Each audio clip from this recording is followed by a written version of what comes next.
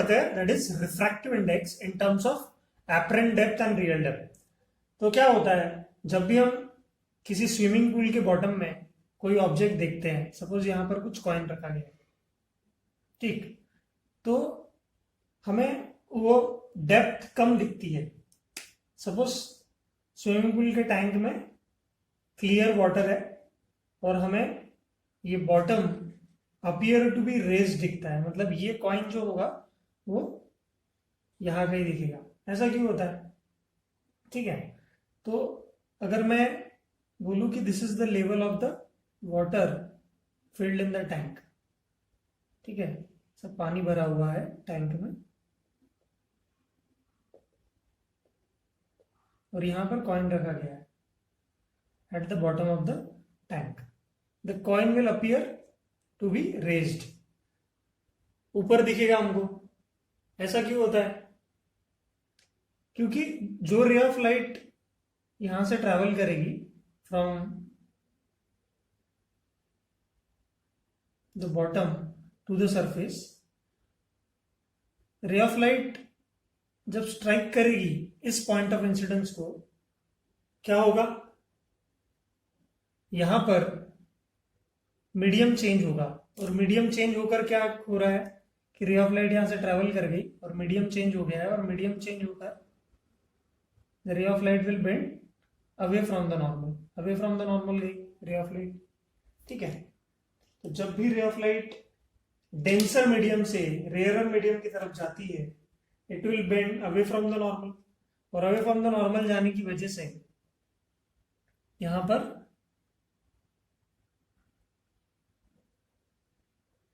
ठीक है, अगर ऑब्जर्वर यहां से देख रहा है, ऑब्जर्वर की आंखें हैं ये, ठीक है, ऑब्जर्वर यहां से देख रहा है, तो ऑब्जर्वर को लगेगा कि रे यहां से आ रही है।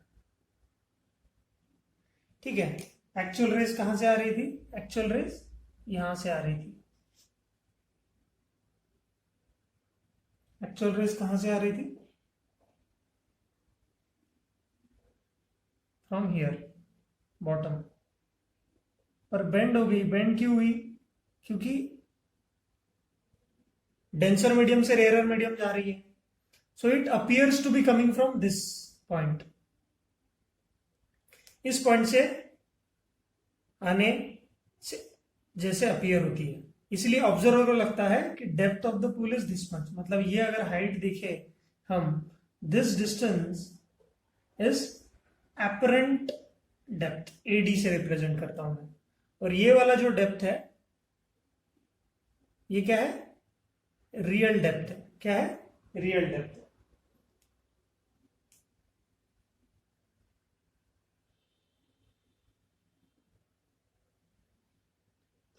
तो रियल डेप्थ और एपरेंट डेप्थ जो यहां पर दिखाया गया है उसको आप अच्छे से समझ लो। तो वही है सिनेरियो हमारा कि eight the bottom of the tank हमने एक कॉइन रखा है जो कि हमें इस पोजीशन पर दिखता है। इस पोजीशन पे क्यों दिखता है?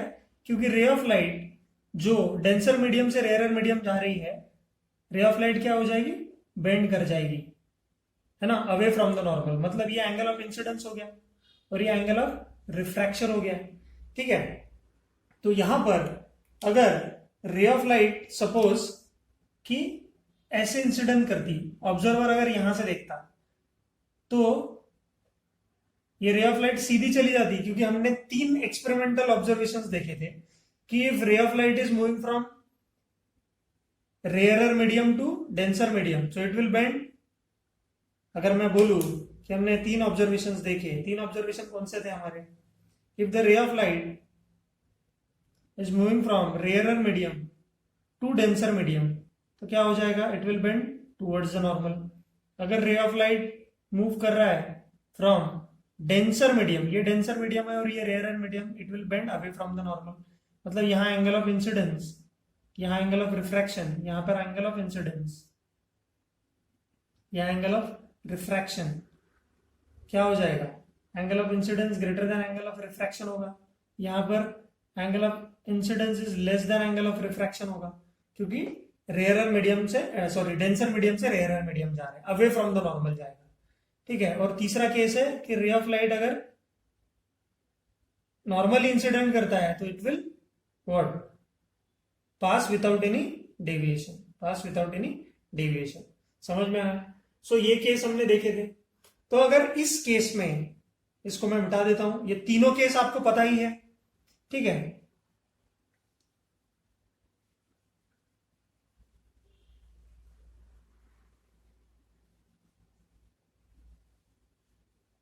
तीनों केस आपको पता ही है। तो यहां पर क्या हो रहा है कि ये बाउंड्री ऑफ मीडियम है, मतलब इंटरफेस है, पानी यहां खत्म हो रहा है। और अगर यहां से मैं सीधा देखता हूं तो रे ऑफ लाइट नॉर्मली जाती है। और यहां से अगर कोई ऑब्जर्वर देख रहा है, या ऑब्जर्वर की आंखें हैं, तो इसकी आंखों में रे ऑफ लाइट बेंड होके जा रही है। तो ऑब्जर्वर कैन सी इमेज, है ना, when the ray of light enter straight into the observer size. ठीक है। तो हमें देखना है the extent to which bottom appear to be raised. क्या रिलेशन है रियल डेप्थ और एपरेंट डेप्थ और रियल डेप्थ में? तो हम लिखते हैं द एक्सटेंट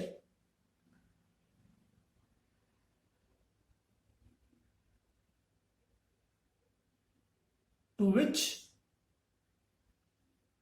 द बॉटम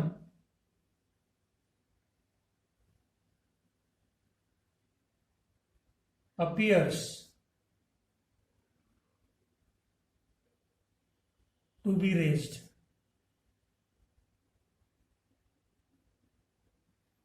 ठीक है। तो it depends upon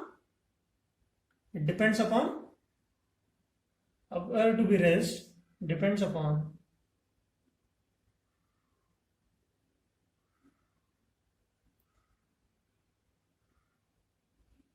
the refractive index of refracting medium।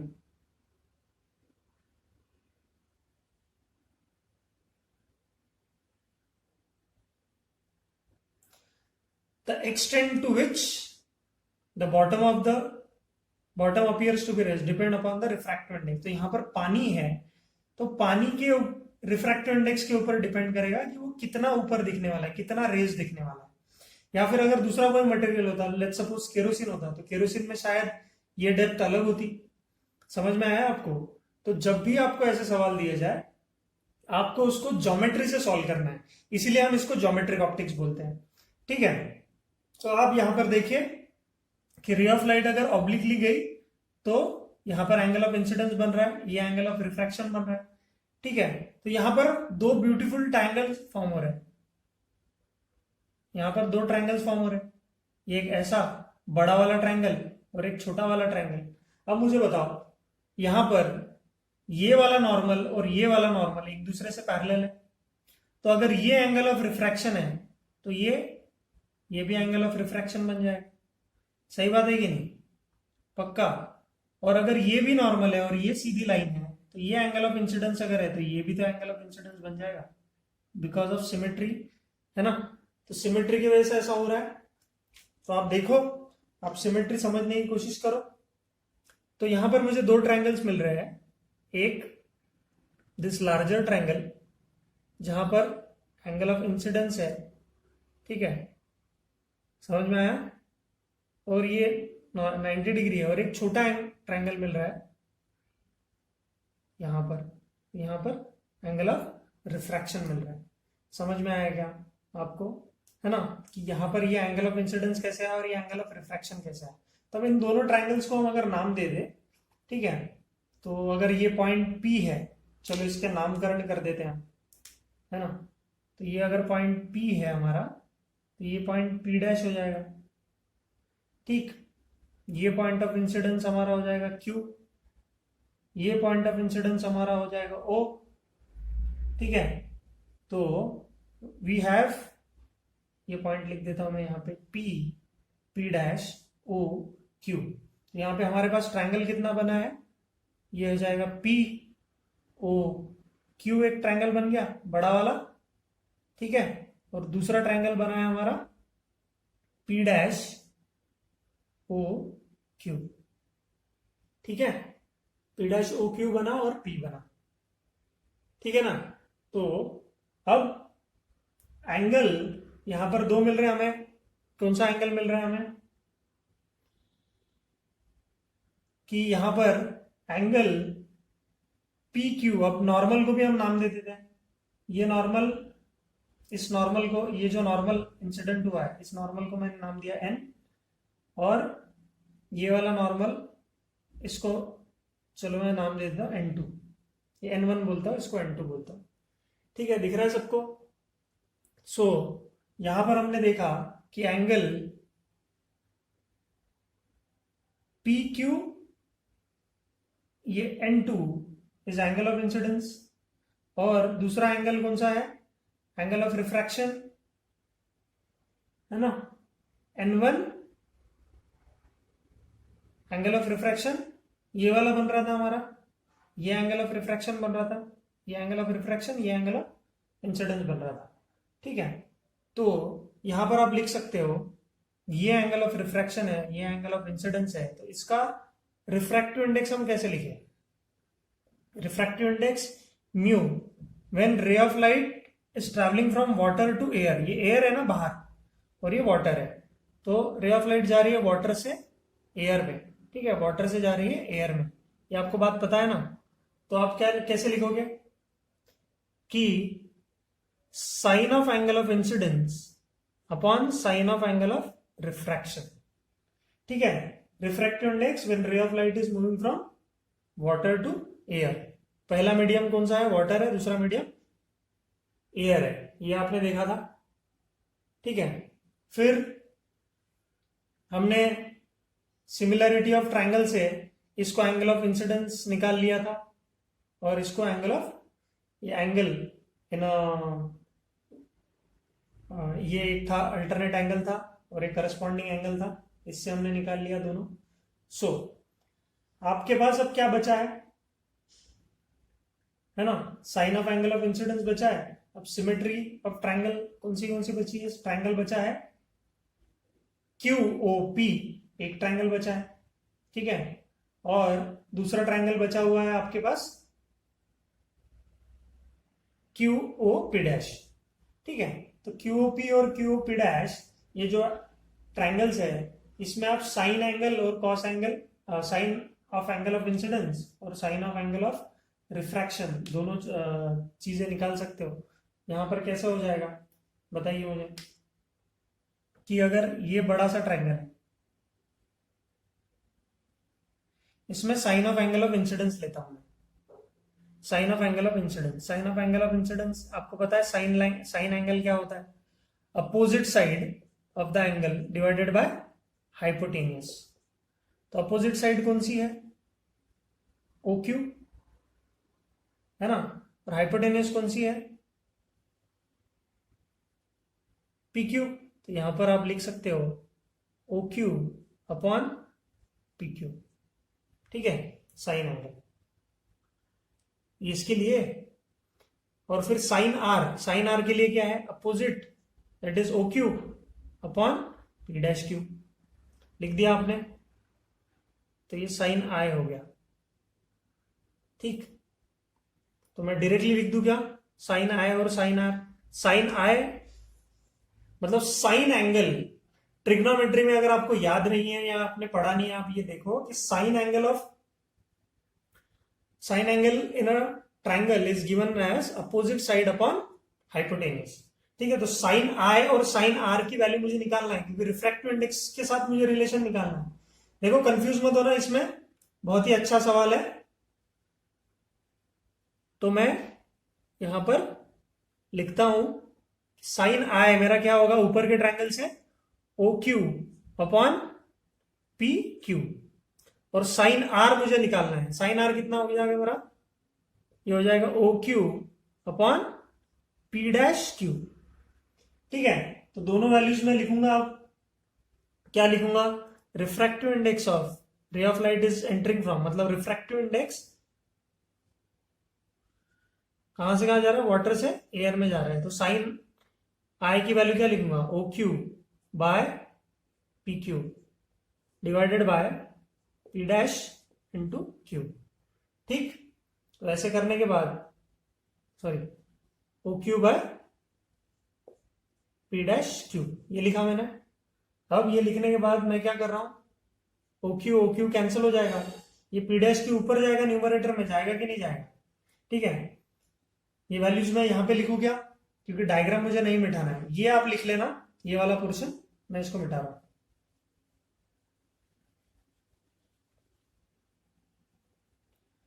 So from this diagram we can conclude, क्या कंक्लूड कर सकते हैं हम कि refractive index, ray of light is entering from water to air, क्या है हमारे पास, P dash Q divided by P Q. तो मुझे रिफ्रैक्टिव इंडेक्स किसका मिला, तो पी डैश क्यू क्या है, पी डैश क्यू और पी क्यू की डिस्टेंस ऑलमोस्ट, इसको मैं पी क्यू को रियल डेप्थ बोल सकता हूं क्योंकि आखिरी तक है, और मैं पी डैश क्यू को एपरेंट डेप्थ बोल सकता हूं क्योंकि ये ऊपर तक है। अगर मैं इसको थोड़ा सा कम एंगल मानू, छोटा एंगल मानू, अगर मैं एकदम स्लाइट डिफरेंस मानू, तो पी डैश क्यू क्या हो जाएगा मेरे लिए, पी डैश क्यू क्या हो जाएगा, ये है ना ये वाली लाइन, पी डैश क्यू हो जाएगा मेरे लिए एपरेंट डेप्थ एडी, और पी क्यू क्या हो जाएगा मेरे लिए रियल डेप्थ हो जाएगा। ठीक है, समझ में आया बात। तो अगर apparent depth upon real depth हो रहा है, तो यहां पर मेरा पूरा का पूरा इक्वेशन कैसे बनता है कि whenever ray of light travels from water to air, तो क्या हो जाएगा, apparent depth upon real depth हो जाएगा। अगर इसी को मैं और ढंग से लिखूं, इसी का मैं उल्टा लिखूं, तो क्या लिखूंगा, refractive index when ray of light enters from air to water, तो इसका एग्जैक्टली उल्टा हो जाएगा कि रियल डेप्थ ऊपर आ जाएगा, इसका रेसिप्रोकल लिया ना मैंने, उल्टा लिखा इसको मैंने, अपॉन एपरेंट डेप्थ। तो आप इन दोनों फॉर्मूलाज को याद रख सकते हो या फिर निकाल सकते हो कि जब भी आपको रिलेशनशिप दिया जाए, है ना, कि रिफ्रैक्टिव इंडेक्स किसका मिलेगा, अब यहां पर रिफ्रैक्टिव इंडेक्स किसका मिलेगा, refractive index of air with respect to water मिलेगा। यहां पे किसका मिल रहा है, refractive index of what, water with respect to air मिल रहा है। तो टू कंक्लूड, मैं ये मिटा रहा हूं, ये आप देखो बहुत अच्छी तरह से, पी क्यू और पी डैश क्यू, एंड में मैंने बस इतना ही लिखा कि पी क्यू और पी डैश क्यू है ना ऑलमोस्ट सिमिलर है, क्योंकि ये एक रियल डेप्थ दिखा रहा है और एक एपरेंट डेप्थ दिखा रहा है। तो रियल डेप्थ मतलब क्या, एक्चुअल डेप्थ, और एपरेंट डेप्थ मतलब क्या, जो आपको दिख रहा है ऑब्जर्वर को, ठीक है, बाहर से। तो ये चीज आपको समझ में आनी चाहिए, ये दो ट्राइंगल्स का और ये साइन एंगल का यहाँ पर बहुत बड़ा काम है। ठीक है, समझ में आया। और रिफ्रैक्टिव इंडेक्स का अगर वीडियो आपने देखा नहीं है तो आप कंफ्यूज रहोगे, तो आपको कंफ्यूजन हटाना है अगर, तो आप इसको अच्छी तरह से देखो। तो चलो ये मैं मिटा रहा हूं, ये लिख लेना आप लोग।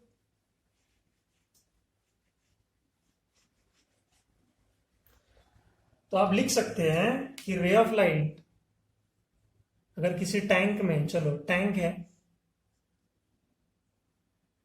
जहां पर पानी रखा हुआ है, और ऑब्जर्वर मतलब रे ऑफ लाइट चलो इस बॉटम से अवे फ्रॉम द नॉर्मल गया, ये नॉर्मल है यहाँ पे, और यहाँ पर ऑब्जर्वर देख रहा है। ठीक है, तो क्या हो जाएगा, ray of light is travelling from water to air, तो आपको क्या मिलेगा, refractive index of air upon refractive index of water is equal to what, क्या मिलेगा, इज इक्वल टू, अभी तो निकाला हमने, apparent depth upon real depth. ठीक है, तो जो भी हाइट दी होगी टैंक की या फिर जो भी निकालने बोला होगा उससे आप निकाल सकते हो। तो एक्चुअल डेप्थ मतलब actual depth of the tank, real depth मतलब सॉरी एपरेंट डेप्थ मतलब जो आपको दिख रहा है, जो वहम हो रहा है आपको वो। ठीक, तो refractive index of air with respect to water भी निकाल सकते हैं, तो refractive index of water with respect to air. ठीक है, तो क्या हो जाएगा, real depth upon apparent depth. तो दोनों चीजें आप कर सकते हो, कोई प्रॉब्लम नहीं है। ठीक है, लिखो इसको, बस मैंने उसी फॉर्म को अलग अंदाज में लिख दिया है। ठीक है, समझ में आ रही है बात।